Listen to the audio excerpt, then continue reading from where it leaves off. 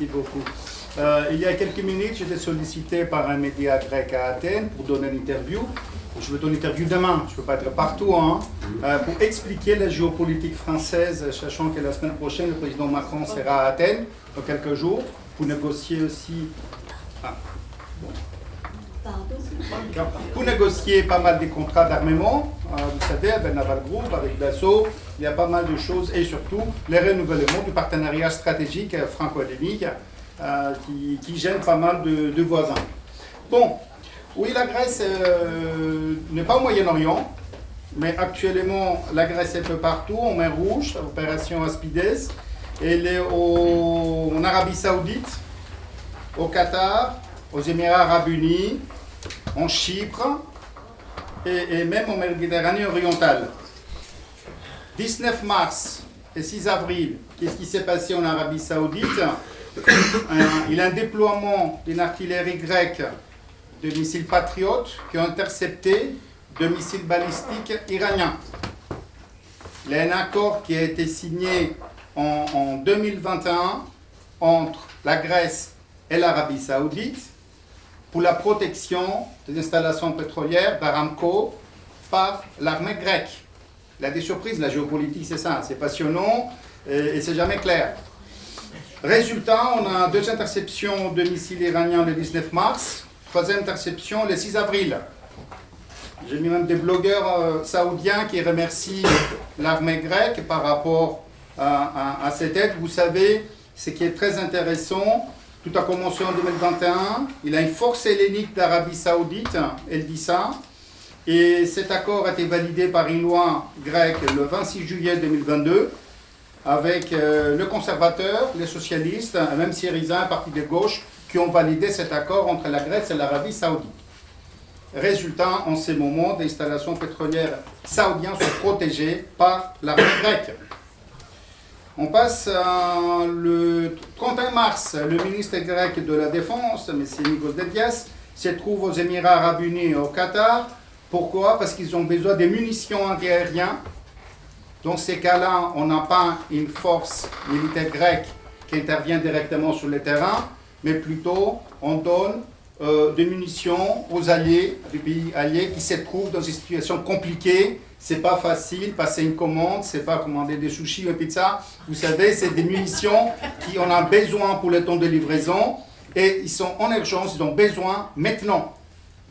Je ne vous cache pas qu'on a eu des rencontres du ministre de la Défense grecque avec des hauts dignitaires de ces 2 pays, très très reconnaissants. J'ai eu pas mal des sites, surtout en anglais, très très reconnaissants, surtout le moment où tout va mal, surtout le moment où les missiles et les drones iraniens survolent leur pays. Ces moments-là, on a besoin de quoi? Des munitions. Aidez-nous. Et la Grèce était là aussi pour aider, pour donner de ses propres réserves de munitions. Vous savez, la Grèce, malheureusement, pour le bon ou le mauvais, n'a pas de frontières ni avec le Luxembourg, ni avec la Belgique. C'est-à-dire, ce n'est pas facile de donner de l'armement, n'importe quel type d'armement ou de munitions à un pays voisin. C'est une décision difficile, mais on est conscient que des pays alliés comme les Émirats Arabes Unis et le Qatar ont besoin. Je ne vous cache pas, ce n'est pas une question d'argent. Oui, ils vont renouveler les stocks, ils vont rembourser au fur et à mesure, mais c'est surtout le moment où quelqu'un a besoin, un voisin a vraiment besoin, en urgence, on peut commencer à envoyer des munitions. Forcément, depuis Poséidon, vous savez, le dieu de la mer, la flotte marchande grecque, c'est presque 60% de la capacité de la flotte européenne. Le chiffre varie ce matin, je disais, entre 10 et 50 bateaux, soit sous pavillon grec, soit des bateaux dont le propriétaire est un grec, quel que soit le pavillon, se trouve dans le golfe Persique. Forcément, une très forte présence maritime. Grosso modo, les armateurs grecs transportent 25% du pétrole et du gaz naturel des pays du Golfe. Il a des intérêts économiques aussi. Voilà, et c'est pourquoi il est en Grèce, vous savez, il y a aussi un ministre de la flotte marchande qui joue un rôle très très important, qui coordonne pas mal d'opérations. Et on peut dire au total, la Grèce dispose d'une flotte marchande de plus de 5000 navires. Voilà. Il n'y a pas de coïncidence pourquoi on est des pays comme l'Arabie Saoudite, le Qatar et les Émirats Arabes Unis. Mais c'est quand même très intéressant de ce qui se passe. On passe en Chypre. Une histoire assez intéressante. Il y a deux bases militaires britanniques. Et qu'est-ce qui s'est passé? Le Hezbollah a décidé de lancer 2 drones contre ces 2 bases. Et le gouvernement chypriote a fait un appel à l'aide internationale. Et voilà, il y a des pays qui ont répondu immédiatement, comme la Grèce, comme la France aussi. Hein. La Grèce a envoyé immédiatement 2 frégates, dont, et c'est très important, la frégate Kimon. Kimon, c'est une frégate fabriquée en France, FDI. Hein. La Grèce, avant, n'avait pas les moyens, surtout pendant la crise de la dette publique, la faillite, tout ça, n'avait pas les moyens. On a 4 frégates françaises FDI qui sont fabriquées en France. La première était déjà livrée. On attend rapidement 2 autres. C'est ce qui permet à la Grèce d'envoyer une frégate bien équipée avec tous les moyens, l'armement, les radars et tout ça en Chypre pour protéger la République chypriote. Aussi, il y avait 4 avions F-16 qui ont été envoyés. Et c'est qu'on a une évolution, si vous voulez, de la doctrine de défense grecque. On a un vieux serpent de mer qui revient à la surface, la doctrine de l'espace de défense unifié en grec et chypriote. Cette histoire a commencé en 1993. C'était un rêve. Mais le problème, on a eu des difficultés technologiques à l'époque, on a des difficultés économiques. Et voilà, petit à petit, ces serpents de mer, cette situation est en train de changer radicalement.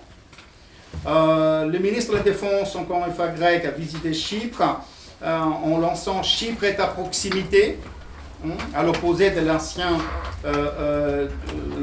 doctrine que Chypre se situe au loin. Et nous sommes 2 États, mais une nation, ce qui était dit par le ministre de la Justice grec, Giorgos Floridis.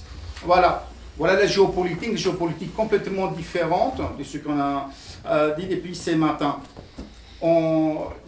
Forcément, il y a eu des réactions.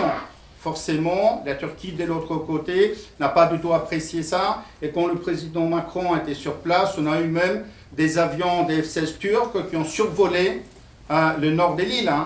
Force, action, réaction. On est en Méditerranée orientale où tout est compliqué.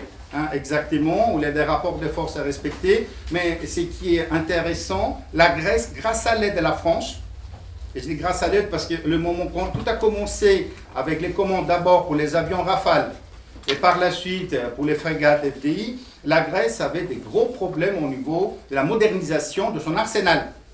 Et quand on arrive à récupérer des Rafales qui sont utilisés par l'armée de l'air en France, changer la couleur, l'envoyer en Grèce dans le délai très très court, c'est la France qui a déclenché, si vous voulez, ce renouvellement, cette renaissance de la géopolitique grecque. Sans l'aide de la France, ceci ne pourrait pas s'effectuer. Une frégate comme FDI qui monte, les spécialistes ici qui peuvent l'expliquer, fait peur et crée autour d'elle une bulle, un dôme. Et forcément, les voisins turcs le savent très très bien, malgré bien sûr les déclarations incendiaires, comme hier, avant-hier, qui vont attaquer encore une fois en Chypre. On a un incident hier en Chypre par exemple, une violation de la zone verte. Ils ont grignoté 1,5 km des blindés turcs. Ce n'est pas les frontières. On oublie souvent, on s'imagine que les frontières grecques, c'est les frontières européennes. Pas du tout. Hein. Ce n'est pas que la France et le Luxembourg, la France et la Belgique. Hein. C'est situations qu'on ne s'imagine pas en Europe. Ou peut-être c'était comme ça avant. Il y a une île magnifique, je n'ai pas l'occasion de passer mes vacances, c'est entre Rhodes et Crète, ça s'appelle Karpathos. Karpathos, c'est une petite île passée des vacances, très stratégiquement positionnée. Hein. On parlait des points bouchons, et là, la Grèce a fait quoi tout récemment? A installé une batterie de missiles patriotes. Si vous cherchez la carte, vous allez voir que c'est avec le rayon de protection que ces missiles offrent, permet à la Grèce vraiment verrouiller une partie de la Méditerranée orientale. Forcément, cette batterie des missiles patriotes protège la base américaine des Sudans en Crète. forcément, hein, aussi, et protège aussi même une partie de la Turquie dont on a vu l'efficacité de son système de défense aérienne. Ils sont obligés de demander à l'OTAN, demander à l'Espagne, à d'autres pays européens de fournir des batteries de missiles patriotes pour protéger leur espace aérien face aux attaques des Iraniens. Nous arrivons à la clé de voûte de la défense grecque en Méditerranée orientale, l'île de Crète. On parle du régime crétois, on parle d'une île magnifique, passer des vacances. Crète aussi, il y a la baie de Souda, à Chania, à l'ouest de Crète, un endroit où il y a une base stratégique américaine. Si je ne me trompe pas, cette base a commencé en 1951. C'est une base qui peut accueillir deux porte-avions. On a eu récemment un porte-avions américain qui a eu des problèmes de plomberie. Ils sont dirigés directement vers Souda pour les réparations. On a eu le porte-avions aussi Charles de Gaulle qui a passé Pâques au même endroit, c'est-à-dire c'est un poste stratégique, une base stratégique qui peut accueillir aussi de bateaux militaires d'une valeur inestimable. On a pas mal de rapports de nos alliés américains qui apprécient beaucoup cette base. Il y a pas mal de projets même pour agrandir cette base, ajouter d'autres installations, et une base qui vraiment permet de dominer une grande partie de la Méditerranée orientale. C'est-à-dire pour toute opération militaire américaine vers les Proches et le Moyen-Orient, Souda, la baie du Souda, cette base militaire là-bas, est devenue un point clé incontournable.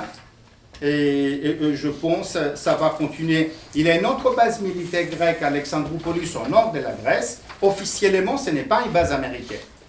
Sur le plan juridique, on parlait beaucoup du droit depuis ce matin, c'est une base grecque, donc facilite, si vous voulez, les forces militaires américaines pour projeter des forces, envoyer pas mal de choses en Ukraine.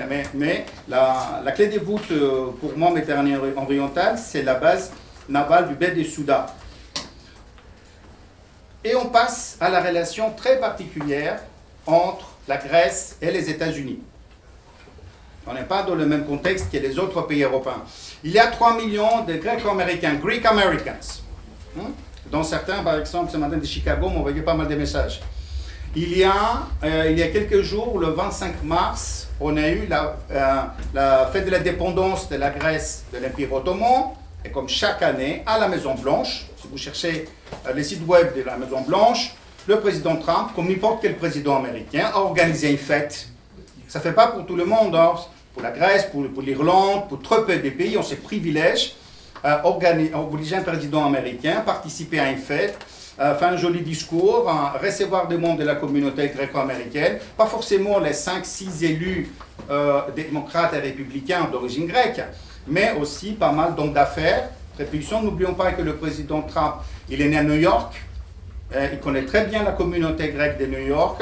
Après, au niveau de sa politique étrangère, de sa géopolitique, on peut tout dire, mais il a une très bonne connaissance de la communauté grecque de New York. On a eu cette cérémonie et on a d'autres choses, pas mal de choses. Première chose, on a hier un accord entre ExxonMobil et Chevron, des grands géants pétroliers américains qui ont signé des accords en Grèce pour chercher du gaz naturel et du pétrole. On a des géants américains sur place. Pourquoi l'Union européenne a décidé de s'éloigner du gaz russe, du pétrole russe? Là, on a un énorme gisement en Méditerranée orientale. Tout le monde est au courant. On a parlé ce matin entre même le Liban et Israël, Chypre, l'Égypte. C'est exactement le même gisement. Hein. C'est exactement la même région du monde. On a des géants, comme on a dit, ExxonMobil et Chevron, avec des partenaires grecs forcément, qui vont faire des essais. Hein. Vous savez, quand on fait un forage à 2000, 3000, 4000 mètres de profondeur, je ne suis pas ingénieur, mais on va voir finalement ce qu'on va trouver. Hein. Mais quand même, il y a aussi un vertical corridor, un corridor pour transporter du gaz naturel liquéfié américain vers le pont d'Alexandroupolis et jusqu'à l'Ukraine, c'est-à-dire un deuxième projet énergétique. Le ministre de l'énergie des États-Unis qui a visité pas mal de fois la Grèce, on a du gaz liquéfié qu'on peut par la suite transporter directement vers l'Europe de l'Est. Ces projets-là aussi visent à arrêter la dépendance de pas mal des pays de l'Europe centrale et orientale du gaz russe. Comme vous avez vu, les relations entre la Grèce et les États-Unis sont compliquées, sont très anciennes. On a une nouvelle ambassadrice aussi, Mme Guilford, qui a été nommée récemment à Athènes. C'est quelqu'un très proche de la famille de Donald Trump.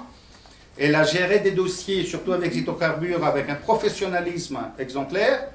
Et après, je ne vous cache pas, au niveau des relations publiques, elle participe à des fêtes, à des matchs de basketball, et elle joue bien les cartes des puissances douces, soft power, américaines. Aux États-Unis, en Grèce, ce n'est pas un choix anodin, c'est quelqu'un qui ont constaté, qui peut appeler directement la Maison-Blanche. C'est des choix stratégiques, et quelqu'un de confiance absolue du président Trump. Ce qui va se passer prochainement, parce qu'il faut toujours se projeter vers l'avenir, ce n'est pas le mystère de l'F6, mais le port de l'F6. L'F6, depuis l'Antiquité, est un endroit mythique, mystérieux. Je ne vous cache pas que les États-Unis n'aiment pas du tout que le port des Pirées est sous contrôle chinois. Résultat, les États-Unis essayent, à travers du US International Development Finance Corporation, un fonds public américain, avec des sociétés grecques qui sont en train de déposer un appel d'offres pour le port de l'F6 qui pourrait devenir un deuxième hub, à la fois un pétrolier, gazier, mais aussi militaire, américain en Grèce. C'est qu'on donne. Et on passe par la suite sur une relation récente entre la Grèce stratégique et Israël. C'est du nouveau, parce que la Grèce a reconnu d'Israël en 1990, et la relation vraiment commencé entre les deux pays depuis 2010. Beaucoup de tourisme, vous savez, la cuisine grecque, israélienne n'est pas très loin, la musique, les touristes israéliens. Et petit à petit, on a aussi un rapprochement politique et géopolitique. Ce qui a été signé il y a quelques jours, ça concerne un projet qui s'appelle les boucliers d'Achille. Oui, en Grèce, tout est lié avec l'Antiquité, c'est très très simple, ça n'a pas changé depuis 3000 ans. Bouclier d'Achille, c'est quoi? C'est les dômes de protection de la Grèce aérienne qui s'appuie sur une technologie israélienne. Dôme de fer, bouclier d'Achille, avec des missiles de courte portée, moyenne portée. Et ce qui a été signé il y a 3 jours, c'était le système PULSE, Precise and Universal Launching System, avec des sociétés israéliennes. En Grèce, il y a 4300 îles. Vous savez, c'est la guerre moderne.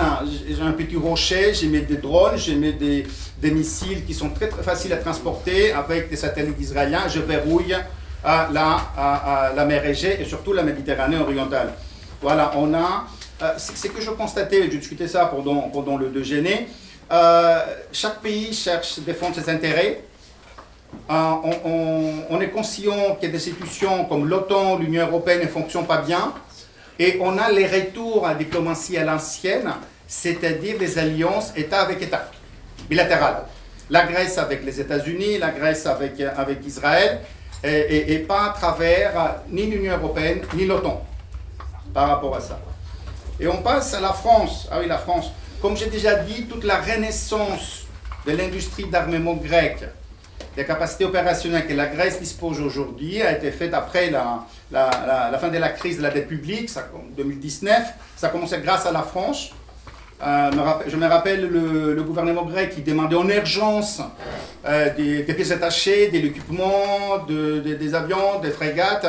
Et je ne vous cache pas que le gouvernement français a très bien répondu, en respectant les délais même de livraison. Pour une frégate, ce n'est pas facile. Il y a 4 frégates FDI qui sont déjà commandées, dont il y a eu le 28 septembre 2021 un accord de partenariat stratégique entre la France et la Grèce. Le président Macron sera dans quelques jours à Athènes pour le renouvellement de cet accord et surtout pour discuter d'autres projets dans le futur. Je termine ma présentation avec l'Inde. Oui, on va partir en Inde avec l'IMEC. IMEC, c'est le fameux corridor économique Parce que oui, la Grèce aussi, il faut voir le big picture, la grande image en géopolitique, a commencé des contacts avec les gouvernements indiens. Vous savez ce qui s'est passé entre l'accord entre la Turquie et le Pakistan, classique en géopolitique, l'ennemi de mon ennemi c'est mon ami, et déjà des contacts entre des industriels d'armement grecs et indiens pour des projets communs, et même un exercice militaire naval en 2025 où la marine indienne pour la première fois a participé en mer Égée. Voilà, merci beaucoup.